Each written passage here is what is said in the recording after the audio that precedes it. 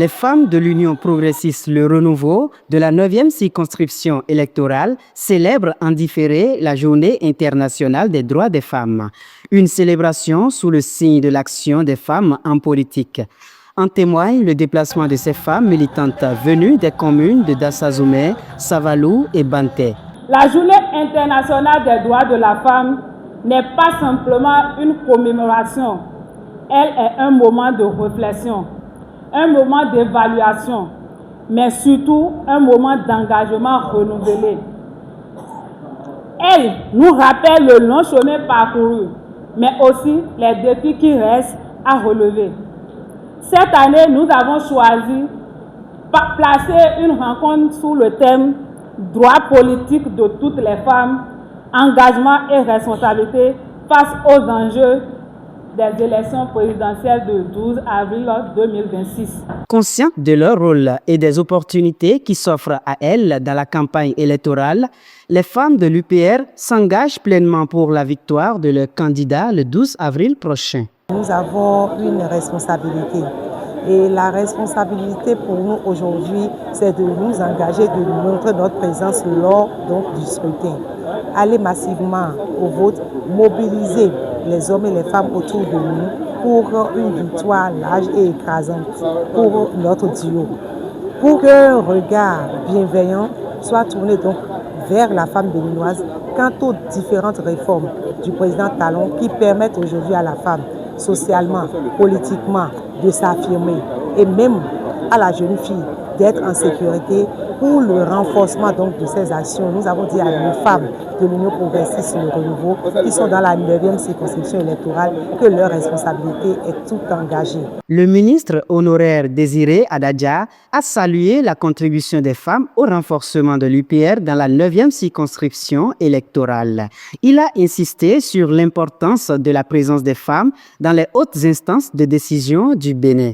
Pour y arriver, les femmes doivent s'appliquer. Lorsqu'on regarde les résultats des élections, on voit qu'il y a eu effectivement un certain nombre de femmes au Parlement, un certain nombre de femmes maires.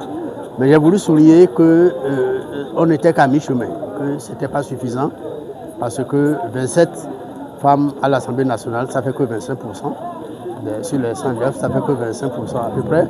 Pour refléter la place des femmes, le poids des femmes dans la société, ça veut dire qu'il faudrait encore doubler son nombre. La première démarche, le premier pas de l'implication des femmes, c'est déjà le vote. Parce que quand vous prenez conscience que le choix du responsable, le choix des politiques qui doivent s'appliquer, le choix de ceux qui doivent vous aider à régler vos problèmes, qui doivent prendre en charge le destin du pays, vous incombe aussi que vous avez le droit, vous avez un mot à dire là-dedans, c'est déjà un grand début de prise de conscience. Et progressivement, vous allez vous-même vous apercevoir que vous-même, vous avez des pouvoirs, vous avez des droits, mais aussi des obligations et une implication plus forte de vous pour vous faire changer vos propres problèmes et votre destin. Cadres et élus de la 9e circonscription électorale ont soutenu l'événement, soulignant que l'implication féminine est le levier capital pour le succès futur du duo candidat. Que ce soit Banté, Dassa, Savalou, les femmes invitées sont véritablement représentées. Cela nous inspire, nous dit que les femmes sont toutes disponibles pour accompagner le mouvement.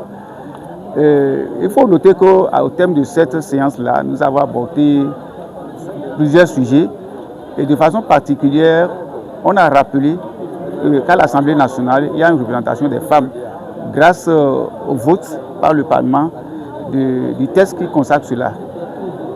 Mais au-delà de ça, nous constatons, notamment par rapport au parti UPR, qu'il n'y a pas de femmes conseillères. Il n'y a pas de femmes conseillères. Cela reste un défi.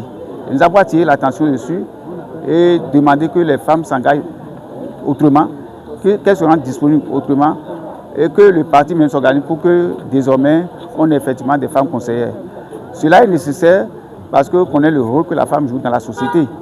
Et si la femme arrive à intégrer les centres de décision, je crois que c'est bien pour la communauté. On a réfléchi sur la condition des femmes, des conseils ont été donnés, des engagements ont été pris. Engagements pris à la fois pour la condition des femmes et également pour les élections prochaines. Notre candidat, c'est le candidat Romuald Wardani, C'est ça notre candidat. Et c'est ça le candidat, le duo des femmes de l'Union progressiste Le Renouveau. C'est ça le duo candidat des femmes de la 9e circonscription électorale. Et c'est ça le candidat pour lequel elles vont voter. Et c'est pour ce candidat-là qu'elles ont pris l'engagement devant nous ici, en public et solennellement. Celui qui vient, c'est quelqu'un, c'est la vraie continuité, quelqu'un qui connaît le terrain et qui maîtrise les choses. Et donc nos femmes, elles comprennent ça, elles comprennent très bien.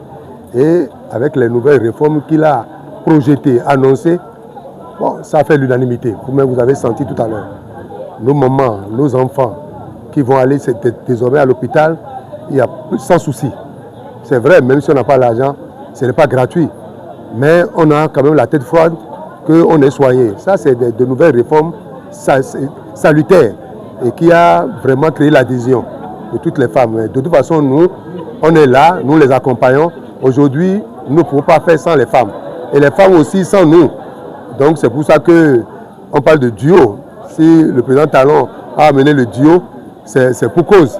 On parle de duo, Wada Imena, Wada Itarata.